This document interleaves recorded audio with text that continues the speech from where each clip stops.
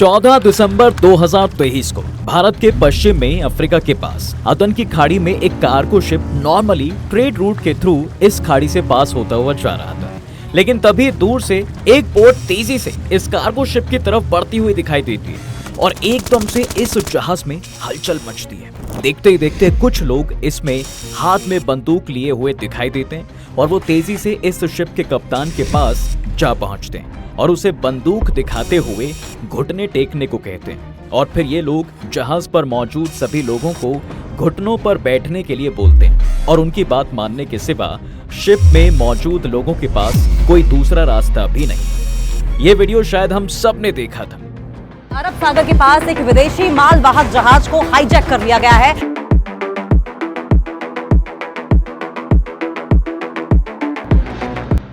इसके बाद ये बात मीडिया में तेजी से फैलती है कि एमवी रुएन नाम के एक कार्गो शिप को अदन की खाड़ी में समुद्री लुटेरों द्वारा कब्जा लिया गया है। जी हाँ, हाईजैक। और जिन लोगों ने इन्हें बंदी बनाया वो कोई और नहीं बल्कि अफ्रीका में मौजूद सोमालिया के खतरनाक और खूंखार समुद्री लुटेरे थे। और इन लुटेरों के बारे में भला कौन नहीं जानता कि ये कितने खतरनाक है। लेकिन जहां बात इंडियन नेवी और मार्कोस कमांडोज की आ जाए तो खुद मौत भी माफी मांगने के लिए दोनों हाथ जोड़कर खड़ी हो जाती है। और इस बात का सबूत एक बार फिर इंडियन नेवी ने दिया है। तो चलिए बिना आपका टाइम खराब किए बताते हैं कि आखिर क्या माजरा है।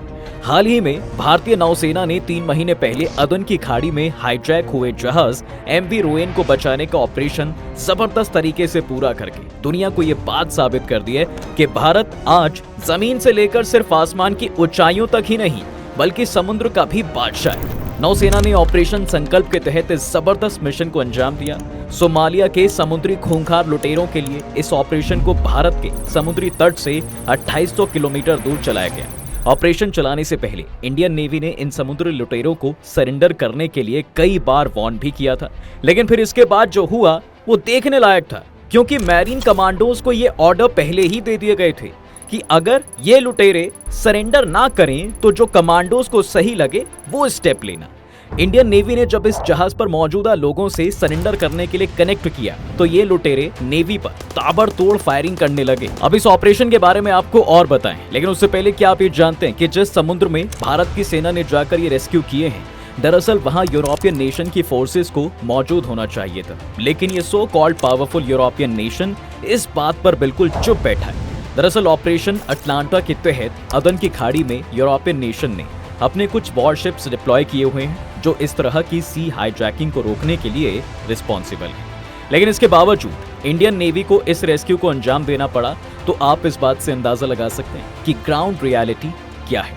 इंडियन नेवी ने वीडियो जारी कर इस बात के कई सबूत भी दिए कि जब वो इन लुटेरों के पास सरेंडर करवाने के लिए चॉपर से पहुंचे तो उन्होंने कैसे इन लोगों पर फायरिंग शुरू कर दी। वीडियो में साफ दिख रहा है साहब कि कैसे उन लुटेरों ने 15 मार्च को एक चॉपर जो जहाज को बचाने के लिए उसके करीब था उस चॉपर पर फायरिंग शुरू कर दी।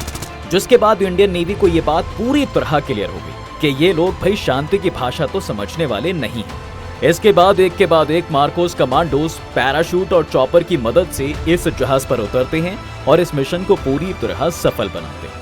वैसे आपको बता दें कि इस जहाज का इस्तेमाल समुद्र में डकैती करने के लिए कर रहे थे और अगर वो ऐसा करने में सक्सेसफुल हो जाते तो वो इस रास्ते से गुजरने वाले और भी जहाज को आसानी से लूट सकते थे। और उन्होंने ये किया भी, क्योंकि एमवी रुएन जहाज को रेस्क्यू करने से पहले इंडियन नेवी ने ठीक 2 दिन पहले भी बांग्लादेशी कार्गो शिप को इन लुटेरों से बचाया था। और कतर के सबसे बड़े मीडिया हाउस अल जजीरा की माने तो ये लुटेरे एमवी रुएन जहाज का इस्तेमाल अपने बेस की तरह करने लगे थे, क्योंकि 14 मार्च को समुद्री लुटेरों ने इस जहाज की मदद से एक बांग्लादेशी झंडे वाले जहाज मर्चेंट वेसल अब्दुल्लाह पर कब्जा करने की कोशिश की थी। 15 से 20 हथियारबंद लुटेरों ने जहाज पर हमला कर दिया था। ये बांग्लादेशी जहाज मोजाम्बिक से संयुक्त अरब अमीरात जा रहा था और इस जहाज को भी इंडियन नेवी ने ही रेस्क्यू किया था। जहाज पर करीब 55,000 टन कोयला मौजूद था और बांग्लादेश के इस कार्गो शिप पर 23 क्रू मेंबर्स भी सफर कर रहे थे। इस बांग्लादेशी जहाज के हाईजैक की खबर जैसे ही भारतीय नेवी को मिलती है वो सबसे पहले इसके क्रू मेंबर से संपर्क बनाने की कोशिश करते हैं। लेकिन जब सामने से कोई जवाब नहीं आता तो नेवी बिना डिले किए तुरंत एक्शन में आती है और पेट्रोलिंग एयरक्राफ्ट को जहाज की निगरानी के लिए भेजा था। भारत की नेवी ने यह रेस्क्यू ऑपरेशन 40 घंटे चलाया और इसका अंजाम साहब ये रहा कि सबसे खूंखार कहे जाने वाले ये समुद्री लुटेरे इंडियन नेवी के सामने घुटने टेक बैठे हैं। इस ऑपरेशन को पूरा करने के लिए वॉरक्राफ्ट INS सुभद्रा के साथ साथ ऊंचाई तक उड़ने वाले ड्रोन और P-81 पेट्रोलिंग एयरक्राफ्ट का यूज किया गया, जो अपने आप में समुद्र में मौजूद भारतीय सेना की ताकत दिखाता है। लेकिन अब हाईजैक हुआ जहाज MV रूएन पूरी तरह भारतीय नौसेना के कब्जे में है। कब्जे में लेने के बाद भारत की सेना ने इसकी तलाशी ली है और नौसेना ने बताया कि उनकी कार्रवाई के बाद 35 समुद्री लुटेरों ने सरेंडर किया और 17 क्रू मेंबर्स को वहां से सेफली निकाल लिया गया। इस जहाज का क्रू लगभग 3 महीने से लुटेरों के कब्जे में था। खैर, आइए अब जानते हैं कि भला सोमालिया क्या सच में पायरेट्स का घर है, क्योंकि ये पहली या दूसरी बार तो है नहीं जब सोमालियन पायरेट्स ने ऐसी हरकत की है। इससे पहले भी कई बार वो ऐसी हाईजैकिंग को अंजाम देते हैं। देखिए, सोमालिया अफ्रीका का ये देश भले ही कितना खूबसूरत हो, लेकिन इसका नाम सुनते ही एक ही चीज याद आती है, समुद्री लुटेरे। सोमालिया का जरा ये नक्शा देखिए। अरब देश यमन के एकदम करीब अफ्रीकी महाद्वीप के हिस्से में बसा एक मुल्क जिसे हॉर्न ऑफ अफ्रीका कहा जाता है। सोमालिया वो मुल्क है जिसके जियोग्राफिकल कंडीशन की वजह से समुद्र में मछलियों का अथाह भंडार पाया जाता है। 1990 तक सोमालिया की इकोनॉमी पूरी तरह मछलियों के शिकार से ही चलती थी। तब यहाँ समुद्री लुटेरों का कोई डर ना था। ज्यादातर लोग मछली के व्यापार में ही थे। लेकिन फिर ऐसा क्या हुआ कि सन 2000 आते आते सोमालिया समुद्री लुटेरों का अड्डा हो गया। लेकिन इस सवाल का जवाब भी इतिहास के एक पीरियड में दफन है। 1990 के दशक में सोमालिया एक कोल्ड वॉर का हिस्सा बन जाता है और इसकी इकोनॉमी को इतना बड़ा झटका लगता है कि यहाँ सरकार जैसी कोई चीज नहीं बचती, और तो और यहाँ सेना भी खत्म हो गई। और बस इसके बाद सोमालिया जैसा हंसता खेलता देश भी उजाड़ बन जाता है। और फिर उस उजाड़ देश का फायदा उठाती हैं कैपिटलिस्ट कंट्रीज और उन्हीं कंट्रीज की विदेशी कंपनीज। जहां सोमालिया के लोग छोटी नाव में मछली पकड़कर खुश थे, अब वहां उन बेबस और कमजोर लोगों के सामने विदेशी कंपनियों के बड़े बड़े ट्रॉलर आकर खड़े हो गए। लोगों का रोजगार खत्म हो गया, लाचारी और बेबसी दिनों दिन बढ़ने लगी। फिर वही हुआ जो होना नहीं चाहिए था। सोमालिया के बेबस और लाचार लोगों ने हथियार उठाना एक बेहतर ऑप्शन समझा और तब से सोमालिया को समुद्री लुटेरों का अड्डा मान लिया गया। समुद्री कार्गो शिप्स का एक बड़ा जखीरा सोमालिया की कोस्टलाइन के बगल से होकर गुजरता था। मछुआरे से लुटेरे बने लोगों ने इन जहाजों को निशाना बनाना शुरू किया और इसका फायदा भी हुआ, क्योंकि फिरौती की एक बड़ी रकम इन समुद्री लुटेरों से बचने के लिए सोमालिया पहुंचने लगी थी। साल 2005 आते आते ये धंधा इतना बड़ा हो गया कि उन्होंने एक पायरेट स्टॉक एक्सचेंज बना दिया।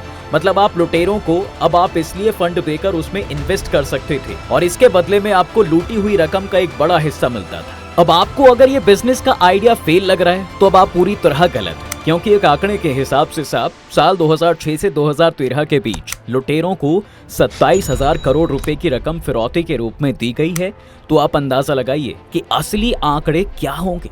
लेकिन हालात तब और बिगड़े जब लालच के चलते सोमालिया में 15 से 17 साल की उम्र के लड़कों ने भी समुद्री लुटेरों के ऐसे गैंग बना लिए जो कार्गो शिप्स को निशाना बनाते थे।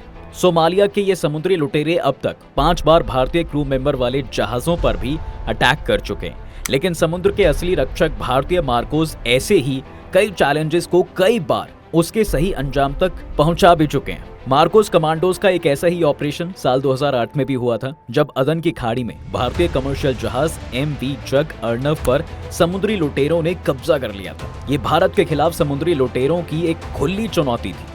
वो समुद्र पर अपना राज चाहते थे, लेकिन उन्हें ये बताना जरूरी था कि समुद्र का असली बादशाह कौन है। इसलिए इंडियन नेवी ने इस ऑपरेशन की बागडोर मार्कोस के जवानों के हाथ सौंपी और अदन की खाड़ी में दुश्मनों से लोहा लेने के लिए भेज दिया। बट सरप्राइजिंगली यहाँ भी मार्कोस ने अपना पराक्रम दिखाया और क्रू मेंबर्स के साथ साथ जहाज को भी लुटेरों के कब्जे से छुड़ा लिया।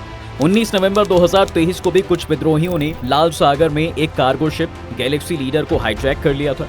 इस जहाज की डेस्टिनेशन भारत थी और ये टर्की से डिपार्ट हुआ था। लेकिन रेड सी की सीमा में एंट्री लेते ही विद्रोहियों के एक ग्रुप ने इसे इजराइल का जहाज समझकर इसे हाईजैक कर लिया था। इसमें 25 भारतीय क्रू मेंबर्स थे और इसे बचाने की कोशिश भी इंडियन नेवी करना चाहती थी, लेकिन ये इलाका इंडियन ओशियन से काफी दूर था। मगर इसके बाद से ही हमारी सेना अरेबियन सी इस कदर चौकस हो गई कि होने वाली हर हरकत पर उनकी नजर रहने लगी। उन्होंने इसकी जिम्मेदारी न केवल INS चेन्नई को सौंपी, बल्कि INS कोची, INS कोलकाता और आईएनएस मोरमुगाओ को भी इस काम में लगा दिया गया। तभी तो एमवी लायला के रेस्क्यू ऑपरेशन को मार्को कमांडोज की टीम सक्सेसफुली अंजाम तक पहुंचा सकी। वैसे शायद ही कोई हो जिसे इन मार्कोस के बारे में ना पता हो, लेकिन फिर भी एक बार आपको इस पावरफुल फोर्स के बारे में बता ही देते हैं। मार्कोस या मरीन कमांडो फोर्स भारत के सबसे खतरनाक और घातक कमांडो होते हैं। ये इंडियन नेवी के स्पेशल ऑपरेशंस फोर्स यूनिट है, लेकिन इनकी ट्रेनिंग इस तरह से दी जाती है कि ये आसानी से